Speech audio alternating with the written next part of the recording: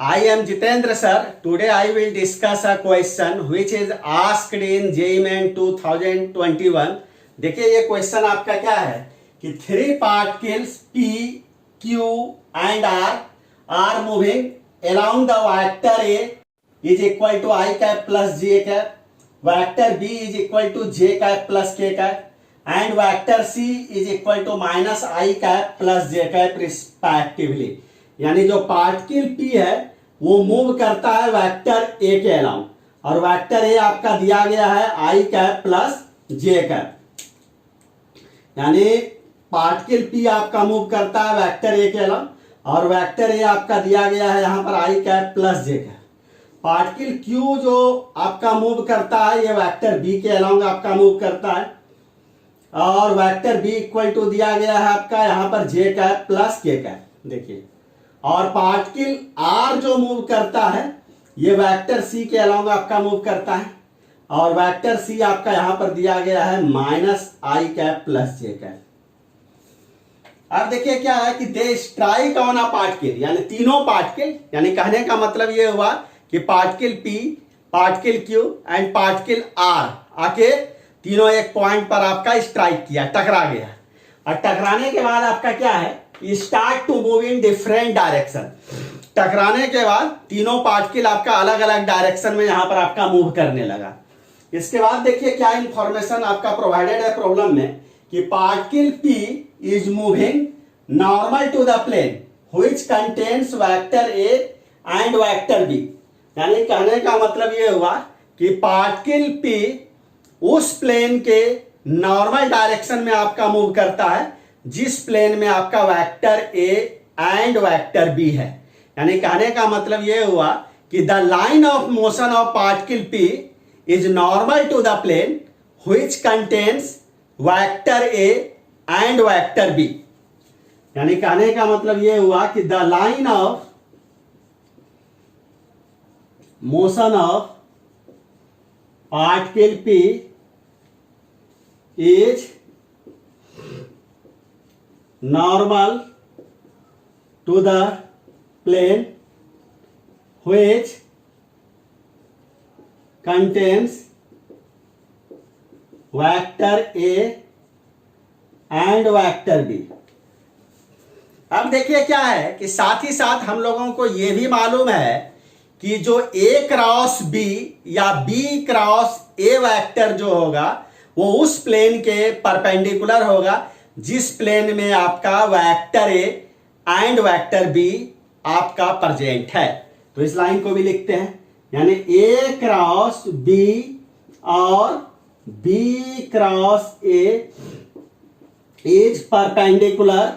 To the plane which contains vector A and vector B। अब देखिए यहां पर क्या है कि जो लाइन ऑफ मोशन पर जो पार्टिकल का डायरेक्शन ऑफ मोशन होगा या तो वो आपका क्या होगा A क्रॉस B के अलाउंग होगा या A क्रॉस या B क्रॉस A के अलाउंग होगा। तो इस लाइन को भी हम लोग लिख देते हैं कि the direction of motion of particle P will be either along A cross B और B क्रॉस A। यानी पार्टिकल P का जो लाइन ऑफ मोशन है उस लाइन ऑफ मोशन पर जो पार्टिकल P का जो डायरेक्शन ऑफ मोशन होगा वो या तो A क्रॉस B के डायरेक्शन में होगा या B क्रॉस A के अपोजिट डायरेक्शन में होगा। इस चीज को ध्यान से समझिए। अब देखिए यहां पर क्या है, इसके बाद वाला देखिए क्या इंफॉर्मेशन है कि पार्टिकल Q के बारे में देखिए क्या दिया गया है। Particle Q is moving normal to the plane which contains vector A and vector C। इसका मतलब यहां पर देखिए क्या है कि पार्टिकल Q का मोशन उस प्लेन के नॉर्मल है जिस प्लेन में आपका vector A and vector C आपका प्रेजेंट है। इसका मतलब पार्टिकल क्यू का जो लाइन ऑफ मोशन है वो उस प्लेन के नॉर्मल है जिस प्लेन में आपका vector A and vector C आपका प्रेजेंट है। तो यहां पर देखिए क्या, फिर से क्या लिखिएगा, the line of motion of particle Q is normal to the plane which contains vector A and vector C. पहला ये। अब हम लोगों को देखिए ये मालूम है कि ए क्रॉस सी या सी क्रॉस ए वेक्टर जो होगा वो आपका उस प्लेन के परपेंडिकुलर होगा जिस प्लेन में आपका vector A and vector C आपका प्रेजेंट है। तो यहां पर हम लोग देखिए क्या लिख सकते हैं, इसको यहां पर ए क्रॉस सी कर दीजिए और यहां पे क्या कर दीजिएगा, सी क्रॉस ए,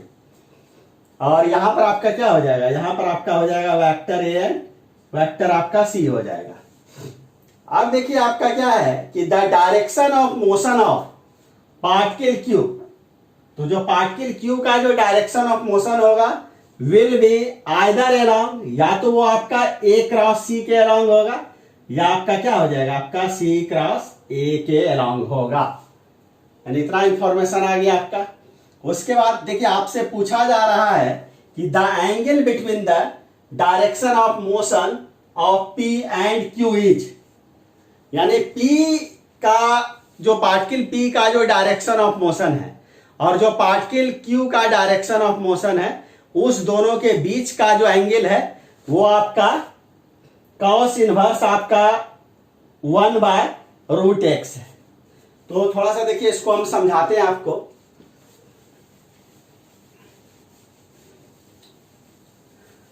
आप देखिए इसको ऐसे समझिए कि जैसे ये समझिए कि ये पार्टिकल पी का आपका लाइन ऑफ मोशन है,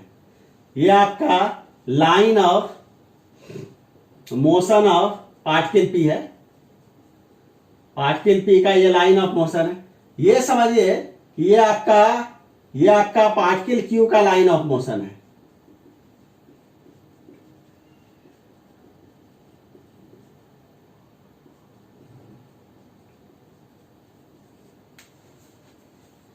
अब देखिए पार्टिकल पी का जो लाइन ऑफ मोशन है, देखिए इस लाइन ऑफ मोशन पर, और ये जो पार्टिकल क्यू का जो लाइन ऑफ मोशन है, इस लाइन ऑफ मोशन पर हो सकता है कि पार्टिकल पी आपका इस डायरेक्शन में जा रहा और इसी डायरेक्शन में आपका क्या है, आपका ए क्रॉस बी है, नहीं, क्योंकि जो पार्टिकल पी का जो लाइन ऑफ मोशन है और आपका ए क्रॉस बी और बी क्रॉस ए दोनों आपका उस प्लेन के परपेंडिकुलर है जिस प्लेन में आपका वेक्टर ए एंड आपका वेक्टर बी प्रेजेंट है। तो ए क्रॉस बी वेक्टर का डायरेक्शन और लाइन ऑफ मोशन पर पार्टिकल का जो आपका डायरेक्शन ऑफ मोशन होगा वो सेम डायरेक्शन में हो सकता है, या ऐसा भी हो सकता है कि पार्टिकल पी आपका क्या बोलते हैं इस डायरेक्शन में जा रहा ऐसे, तो ये अगर क्या बोलते हैं इधर अगर ए क्रॉस बी का डायरेक्शन लिया जाएगा तो इधर ये किसका डायरेक्शन हो जाएगा, इधर ही आपका क्या हो जाएगा, बी क्रॉस ए का डायरेक्शन हो जाएगा। नहीं, उसी ढंग से देखिए कि पार्टिकल क्यू का जो लाइन ऑफ मोशन है उस लाइन ऑफ मोशन पर पार्टिकल का डायरेक्शन ऑफ मोशन आपका इधर भी हो सकता है। तो ये जिस डायरेक्शन में इसका मोशन हो रहा है उस डायरेक्शन में हम लोग मान सकते हैं कि उसी डायरेक्शन में आपका क्या है, ए क्रॉस सी है। या ऐसा भी हो सकता है कि पार्टिकल क्यू का जो लाइन ऑफ मोशन है वो इस डायरेक्शन में हो रहा है इधर, तो इस डायरेक्शन में आपका वेक्टर आपका क्या हो जाएगा, आपका क्या हो जाएगा, सी क्रॉस आपका ए हो जाएगा। क्योंकि यहां पर देखिए क्या है कि line of motion of particle P और ए क्रॉस बी वेक्टर को जो रिप्रेजेंट करने वाला जो लाइन है ये दोनों लाइन एक दूसरे के क्या आपका पैरेलल है। उसी ढंग से आपका क्या है कि line of motion of particle Q और ए क्रॉस सी को जो रिप्रेजेंट करने वाला जो लाइन होगा ये दोनों भी एक दूसरे के क्या होगा, पैरेलल होगा। यानी कहने का मतलब है कि पार्टिकल पी का जो डायरेक्शन ऑफ मोशन है और पार्टिकल क्यू का जो डायरेक्शन ऑफ मोशन है, अगर उस दोनों के बीच का अगर एंगल अगर थीटा हो तो यही थीटा आपका किसके किसके बीच का भी एंगल हो जाएगा, A cross B vector and A cross C vector के भी बीच का एंगल आपका क्या हो जाएगा, यहां पर आपका थीटा ही हो जाएगा। तो यहां पर देखिए कि क्या क्या पॉसिबिलिटी है, इसको थोड़ा हम लिखते हैं।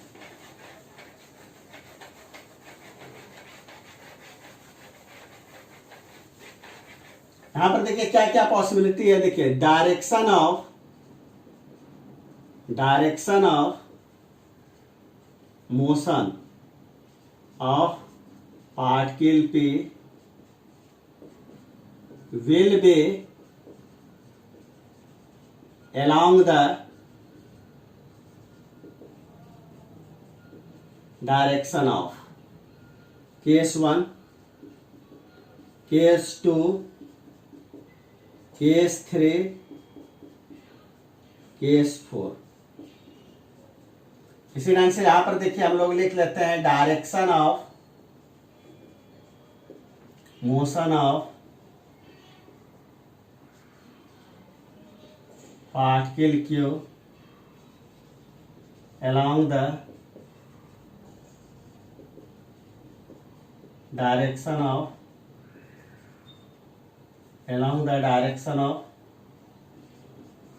तो यहां देखिए केस 1 में along ये हो सकता है कि A क्रॉस B का जो डायरेक्शन है उसी डायरेक्शन में आपका क्या है कि पार्टिकल P का भी आपका डायरेक्शन ऑफ मोशन है, और पार्टिकल Q का जो डायरेक्शन ऑफ मोशन है वो उसी डायरेक्शन में है जिस डायरेक्शन में आपका A क्रॉस C है। यहां नहीं देख रहे हैं ना, यानी पार्टिकल P का लाइन ऑफ मोशन पर जो डायरेक्शन ऑफ मोशन है उसी डायरेक्शन में जिस डायरेक्शन में A क्रॉस B है, और पार्टिकल Q का जो लाइन ऑफ मोशन है उस लाइन ऑफ मोशन पर पार्टिकल Q का डायरेक्शन ऑफ मोशन उसी लाइन पर है, उसी डायरेक्शन में है जिस डायरेक्शन में आपका क्या है A क्रॉस आपका C है। तो ये हो गया पहला नहीं केस। दूसरा केस आपका क्या हो सकता है कि पार्टिकल P का line of motion particle P का जो डायरेक्शन ऑफ मोशन है वो आपका उधर ही है जिस डायरेक्शन में A क्रॉस B है, लेकिन पार्टिकल Q का जो डायरेक्शन ऑफ मोशन है वो उधर है जिस डायरेक्शन में आपका C क्रॉस A है, C क्रॉस A है। तीसरा पॉसिबिलिटी देखिए क्या होगा कि पार्टिकल P का जो डायरेक्शन ऑफ मोशन है वो आपका उधर है जिस डायरेक्शन में आपका B क्रॉस A है, लेकिन पार्टिकल Q का डायरेक्शन ऑफ मोशन आपका उधर है जिस डायरेक्शन में आपका A क्रॉस आपका C है। नहीं, और आपका फोर्थ पॉसिबिलिटी आपका क्या होगा, पार्टिकल P का जो डायरेक्शन ऑफ मोशन है आपका उधर ही है जिस डायरेक्शन में आपका B क्रॉस A है, और पार्टिकल Q का डायरेक्शन ऑफ मोशन उधर ही है जिस डायरेक्शन में आपका C क्रॉस A है, यानी vector C cross vector A। अब यहां पर देखिए क्या है कि अगर A क्रॉस B वेक्टर और A क्रॉस C वेक्टर के बीच का एंगल अगर थीटा हो जाए तो वही आपका क्या हो जाएगा, वही आपका इस पर्टिकुलर केस में आपका क्या हो जाएगा, पार्टिकल P का डायरेक्शन ऑफ मोशन और पार्टिकल Q के डायरेक्शन ऑफ मोशन के बीच का भी एंगल होगा। नहीं, लेकिन अगर मान के चलिए ये एंगल अगर आप थीटा लेते हैं तो एक लाइन पर कितना एंगल बनता है 180 डिग्री माइनस थीटा, तो ये एंगल आप कितना ले लीजिएगा 180 डिग्री माइनस थीटा। तो यहां पर आपका क्या होगा कि यहां पर आपका इस केस में देखिए इस केस में कितना एंगल बन जाएगा आपका 180 डिग्री माइनस थीटा। नहीं, लेकिन अगर केस थर्ड को अगर आप कंसीडर करिए तो केस थर्ड में आपका देखिए क्या है B क्रॉस A वेक्टर और आपका A क्रॉस C वेक्टर, तो ये एंगल अगर 180 माइनस थीटा है तो ये एंगल भी आपका क्या हो जाएगा 180 माइनस थीटा, यानी ये जो थर्ड केस है थर्ड केस में आपका कितना एंगल हो जाएगा 180 डिग्री माइनस थीटा। और फोर्थ केस में देखिए क्या है कि B क्रॉस A और C क्रॉस A, तो देखिए B क्रॉस A आपका इधर है, C क्रॉस A इधर है, ये एंगल अगर थीटा है तो ये भी एंगल आपका क्या हो जाएगा थीटा, यानी फोर्थ केस में आपका एंगल आपका क्या हो जाएगा थीटा हो जाएगा। यानी कहने का मतलब यहां पर दो ही आपका आंसर होगा, यानी पार्टिकल पी का जो डायरेक्शन ऑफ मोशन है और पार्टिकल क्यू का जो डायरेक्शन ऑफ मोशन है उसके बीच का एंगल या तो आपका थीटा होगा या आपका 180 डिग्री माइनस आपका थीटा होगा। नहीं, यही दो आपका पॉसिबिलिटी है। तो हम लोग यहां पर क्या करते हैं कि थीटा को ही कैलकुलेट कर लेते हैं। थीटा कैलकुलेट कर लेंगे तो 180 डिग्री माइनस थीटा भी आपका क्या बोलते हैं सेकेंड एंगल भी आपका कैलकुलेट हो जाएगा। तो हम लोग देखिए यहां पर क्या करते हैं कि जो ए क्रॉस बी वेक्टर है ना, इसको हम लोग स्मॉल वेक्टर ए मान लेते हैं, और जो ए क्रॉस सी वेक्टर है इसको हम लोग क्या करते हैं स्मॉल वेक्टर बी मान लेते हैं। तो इसका मतलब यहां पर यह हुआ कि जो पार्टिकल पी का जो डायरेक्शन ऑफ मोशन होगा और पार्टिकल क्यू का जो डायरेक्शन ऑफ मोशन होगा उसके बीच का एंगल वही हो जाएगा जो कि आपका vector small A and vector small B के बीच का एंगल होगा। तो इसको भी थोड़ा मिटा देते हैं। तो यहां पर देखिए क्या है कि small vector A equal to आपका क्या हो गया, आपका ए क्रॉस बी हो गया नहीं, और small B vector equal to क्या हो जाएगा आपका ए क्रॉस सी हो जाएगा नहीं।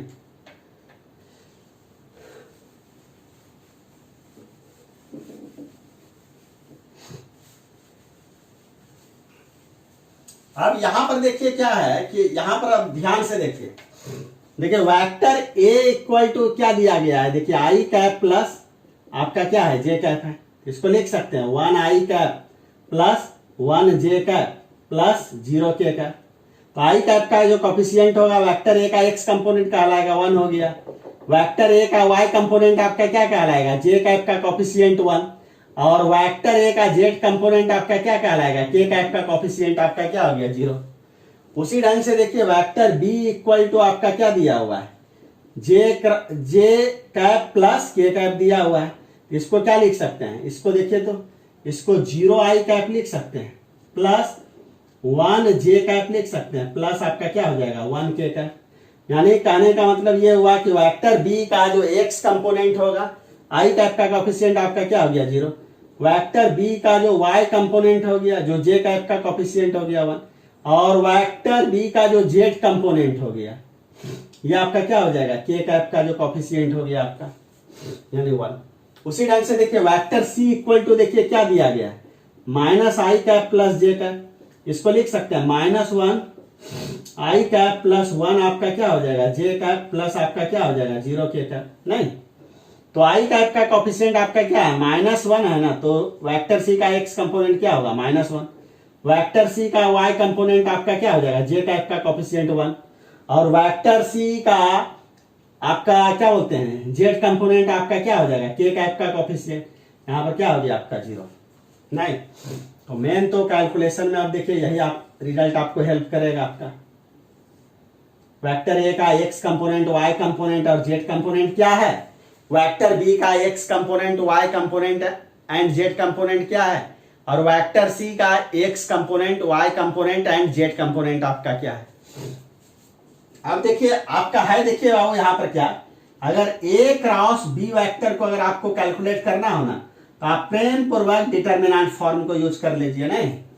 फर्स्ट रो में हम लोग क्या लिखते हैं आई कैप जे कैप के कैप लिखिए, सेकेंड रो में वेक्टर ए का एक्स कंपोनेंट वाई कंपोनेंट और जेड कंपोनेंट लिखिए, थर्ड रो में वेक्टर बी का एक्स कंपोनेंट वेक्टर बी का वाई कंपोनेंट और वेक्टर बी का जेड कंपोनेंट को लिख डालिए। अब इसी को देखिए सॉल्व कीजिए, इसी को देखिए सॉल्व क्या करते हैं, सबसे पहले आई कैप को नहीं लिखा जाता है, आई कैप जिस रो में है और जिस कॉलम में है उसको छोड़ दीजिए। तो आई कैप देखिए फर्स्ट रो और फर्स्ट कॉलम में है तो इसको छोड़िए, क्या बचा, इसको और इसको छोड़िएगा क्या बचेगा, यहाँ 1 1 0 1, अल्टरनेट साइन चलता है प्लस माइनस प्लस, तो यहाँ क्या कर दीजिएगा माइनस जे कैप जिस रो में है जिस कॉलम में उसको छोड़िए, इसको और इसको छोड़िए तो क्या बचेगा 1 0, और यहाँ क्या हो गया 0 1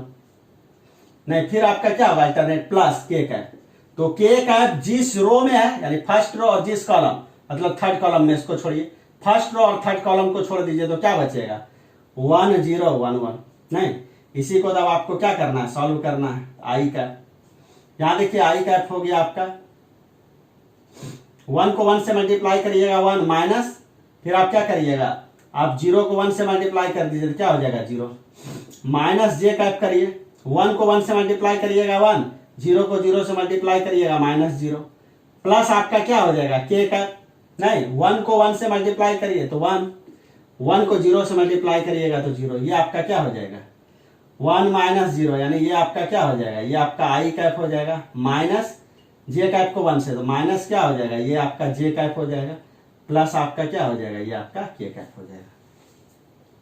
यानी ए क्रॉस बी को मैंने कैलकुलेट कर लिया। ए क्रॉस बी आपका यहां पर कितना आया, आपका ए क्रॉस बी आपका आ गया आई कैप माइनस जे कैप प्लस के कैप, तो वेक्टर ए नहीं निकल गया हमारा, तो वेक्टर स्मॉल ए आपका क्या हो जाएगा आई कैप माइनस जे कैप प्लस आपका क्या हो जाएगा के कैप। नहीं, उसी ढंग से हम लोग क्या करते हैं, देखिए उसी ढंग से हम लोग क्या करते हैं, ए क्रॉस सी को कैलकुलेट करते हैं। तो सिंपली आपको यहां पे देखिए करना क्या है, इसको फिर से लिख ही लीजिए। सिंपली देखिए ए क्रॉस सी को हम लोगों को कैलकुलेट करना है, तो इसको भी देखिए डिटर्मिनेंट को ही यूज करके हम लोग कैलकुलेट करते हैं। फर्स्ट रो में आप आई कैप जे कैप और के कैप आप लिख डालिए।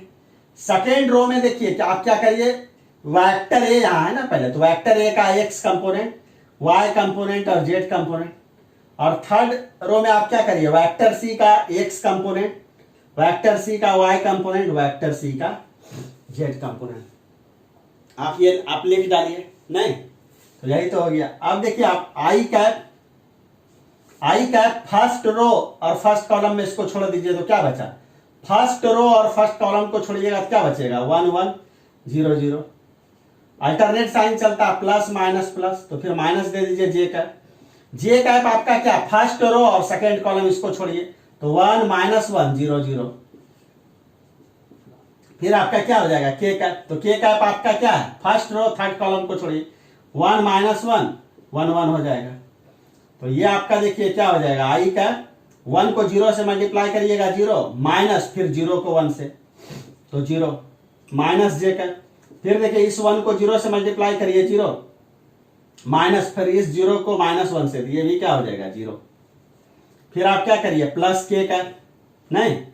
इस 1 को 1 से मल्टीप्लाई करिएगा 1, माइनस इस 1 को -1 से मल्टीप्लाई करिएगा क्या हो जाएगा -1, तो ये आपका क्या हो जाएगा 1 1 2, यानी ये आपका क्या हो गया 2 के कैप में हो जाएगा। यानी कहने का मतलब ए क्रॉस सी हमने कैलकुलेट कर लिया आपका 2 के कैप, तो वेक्टर बी इक्वल टू यहां पर आपका क्या हो गया आपका 2 के कैप। यानी कहने का मतलब ये है कि वेक्टर ए क्रॉस बी भी हमारा कैलकुलेट हो गया। वेक्टर ए क्रॉस बी को ही ना हम लोग स्मॉल वेक्टर ए मान रहे हैं, तो ए क्रॉस बी भी कैलकुलेट हो गया, ए क्रॉस सी भी कैलकुलेट हो गया। तो अब हमको क्या है कि चूंकि यहां पर कैलकुलेट करना है कि the angle between the direction of motion of particle P and the direction of motion of particle Q. तो इसका मतलब यहां पर यह हुआ कि हम लोगों को यहां पर A cross B and A cross C के बीच का एंगल निकालना है, या कह सकते हैं कि हम लोगों को स्मॉल वेक्टर ए और स्मॉल वेक्टर बी के बीच का एंगल निकालना है। जिसके लिए हम लोग क्या करते हैं कि dot product of two vectors को हम लोग यूज कर लेते हैं। तो हम लोग जानते हैं कि A dot B equal to आपका क्या होता है ए बी कॉस थीटा। क्या जैसे मान के चलिए इस पॉइंट पर अगर टू वेक्टर्स अगर ऑपरेट कर रहा हो, ये अगर हमारा वेक्टर बी है और ये हमारा अगर वेक्टर ए है, और उस दोनों के बीच का एंगल अगर आपका थीटा है, तो ये डॉट बी को हम लोग क्या लिखेंगे ए बी कॉस थीटा। नहीं, यहां पर थीटा आपका किसके किसके बीच का एंगल है, vector A and vector B, vector A and vector B. Vector A का मतलब हो गया ए क्रॉस बी, और वेक्टर बी का मतलब आपका क्या हो गया ए क्रॉस सी। इसका मतलब थीटा यहां पर small vector A and small vector B के बीच का एंगल है, तो इसी को कहेंगे कि थीटा आपका A cross B and A cross C के बीच का एंगल है। और इसी को कहेंगे कि थीटा आपका क्या है direction of motion of particle P and direction of motion of particle Q के बीच का एंगल है। तो अब देखिए आप यहां पर देखिए, तो वेक्टर ए को हम लोग क्या लिखेंगे 1 आई कैप लिखेंगे प्लस -1 जे कैप प्लस क्या लिखेंगे 1 के कैप। तो वेक्टर ए का एक्स कंपोनेंट क्या हो जाएगा, आई कैप का कोफिशिएंट 1। वेक्टर ए का वाई कंपोनेंट क्या हो जाएगा, जे कैप का कोफिशिएंट -1। वेक्टर ए का जेड कंपोनेंट आपका क्या हो जाएगा, के कैप का कोफिशिएंट 1। नहीं, उसी ढंग से वेक्टर बी को देखिए लिखा जा सकता है 0 आई कैप प्लस आपका क्या हो जाएगा 0 जे कैप प्लस 2 के कैप। तो वेक्टर बी का एक्स कंपोनेंट क्या हो गया 0, वेक्टर बी का वाई कंपोनेंट भी आपका क्या हो गया 0, और वेक्टर बी का जेड कंपोनेंट आपका यहाँ पर क्या है 2। यानी आई कैप का कोफिशिएंट जो होगा वो वेक्टर बी का एक्स कंपोनेंट, जे कैप का जो कोफिशिएंट होगा वो वेक्टर बी का वाई कंपोनेंट, और के कैप का जो कोफिशिएंट होगा वो वेक्टर बी का जेड कंपोनेंट। नहीं, तो हम लोग जानते हैं कि वेक्टर ए का डॉट प्रोडक्ट अगर बी के साथ अगर निकालना हो तो क्या होता है, वेक्टर ए और वेक्टर बी के एक्स कंपोनेंट को एक साथ मल्टीप्लाई करिए, वेक्टर ए और वेक्टर बी के वाई कंपोनेंट को एक साथ मल्टीप्लाई करिए, साथ ही साथ वेक्टर ए और वेक्टर बी के जेड कंपोनेंट को एक साथ मल्टीप्लाई करिए। तो यहाँ पर देखिए 1 को 0 से मल्टीप्लाई करिएगा, फिर देखिए आपका क्या होगा -1 को 0 से मल्टीप्लाई कर दीजिए, फिर आपका क्या हो जाएगा 1 को 2 से मल्टीप्लाई करिए।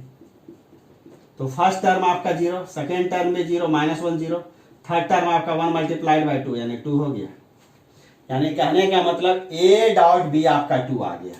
यानी ये आपका कैलकुलेट हो गया। वेक्टर ए का मैग्नीट्यूड चाहिए तो कैसे निकलता है, देखिए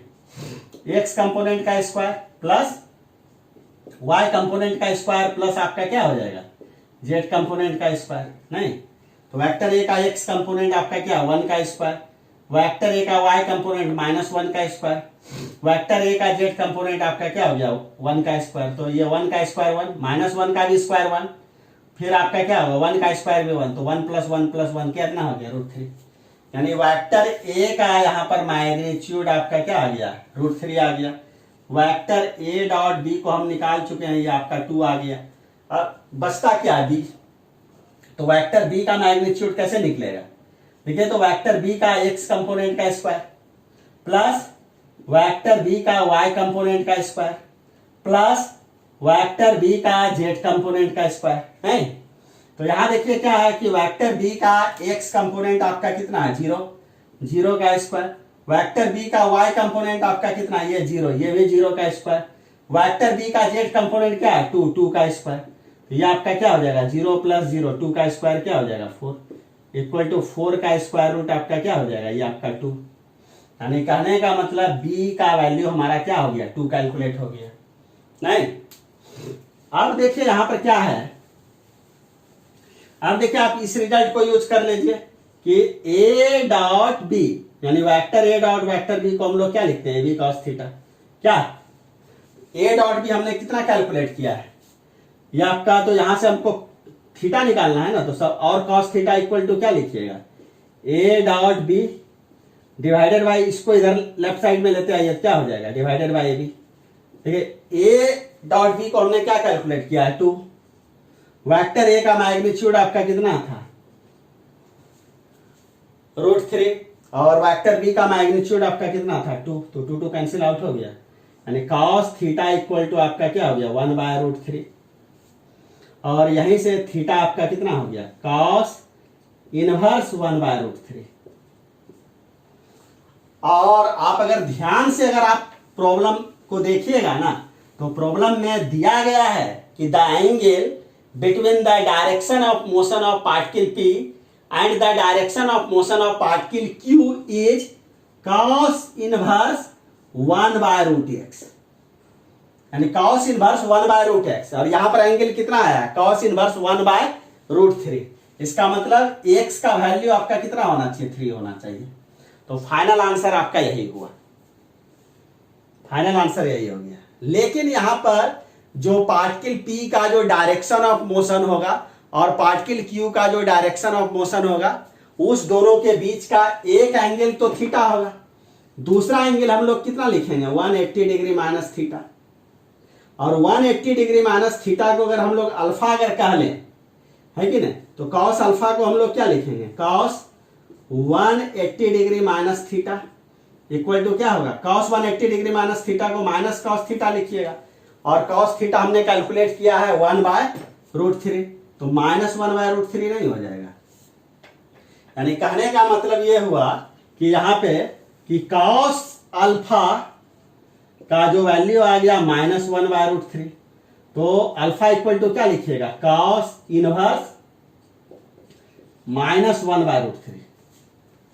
और यहां पर अल्फा आपका है कितना, अल्फा है आपका कितना 180 डिग्री माइनस थीटा।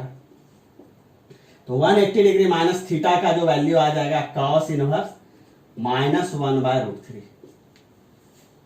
तो प्रॉब्लम में अगर ये भी अगर दिया हुआ रहता ना कि the direction of motion of particle P and the direction of motion of particle Q के बीच का एंगल, अगर प्रॉब्लम में ये दिया हुआ रहता कि कॉस इनवर्स -1/√x है, तब उस कंडीशन में बताइए कि x का वैल्यू क्या होगा। तो उस कंडीशन में भी x का वैल्यू आपका कितना आता, x का वैल्यू आपका 3 ही आता, नहीं। तो यहां पर देखिए क्या है कि यहां पर आपको कंफ्यूज नहीं करना है। मान के चलिए आप प्रॉब्लम को आपने सॉल्व किया और सॉल्व करने के प्रोसेस में आपका मान के चलिए ये वाला वैल्यू आ जा रहा है